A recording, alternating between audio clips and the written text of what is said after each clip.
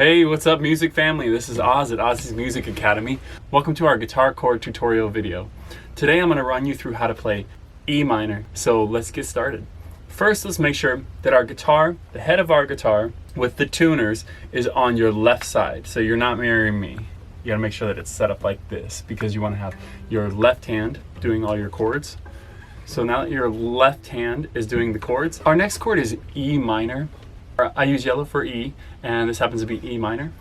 E minor is kind of one of the simpler chords. It only requires 2 fingers. So we're going to set our middle finger up on the 5th string, 1, 2, 3, 4, 5, in the 2nd fret where there's a yellow dot. And we're going to put our ring finger right underneath it on the 1, 2, 3, 4th string, also in the 2nd fret. And they kind of get clumped together and kind of sit right on top of each other.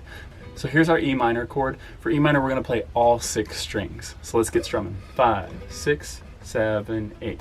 Down, down, down, down, down, down, down, down, down, down, down, down, down, down, down. There's your E minor chord. Go make some music. This is Oz at Ozzy's Music Academy, a world with more music. Sounds beautiful. Peace.